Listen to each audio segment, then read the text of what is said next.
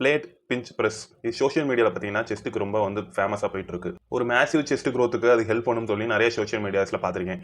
அதில் பார்த்தீங்கன்னா அந்த கிராவிட்டி அலைன்மெண்ட்னால ஷோல்டர் ஃப்ளெக்ஷன் பண்ணுற மாதிரி தான் இருக்குது. அந்த ஷோல்டர் ஃப்ளெக்ஷன் பண்ணுறதுனால நம்ம ஃப்ரண்ட் டெல்டாய்டுக்கு ஃப்ரண்ட் ரைஸ் போடுற மாதிரி தான் அது கிட்டத்தட்ட இருக்கே தவிர இது செஸ்ட்டில் வந்து விழுகிறது ரொம்ப குறைவாக தான் இருக்கும் கிட்டத்தட்ட இருக்குது. அப்படி நீங்கள் பிளேட் பிஞ்ச் ப்ரெஸ் போடுறதா இருந்தால் அது ஃப்ளாட் பெஞ்சில் தான் பண்ண பார்க்கணும். அப்படியே நீங்கள் பண்ணிங்கனாலும் அது க்ளோஸ் கிரிப்பில் பண்ணுறதுனால ட்ரைசெப்ஸில் தான் மேக்ஸிமம் விழுகுமே தவிர செஸ்ட்டில் லைட்டாக தான். இது மற்ற வேரியேஷனோட கம்பேர் பண்ணும்போது பார்த்தீங்கன்னா செஸ்ட்டில் ஸ்டிமுலேட் பண்ணுறது ரொம்ப குறைவாக தான்.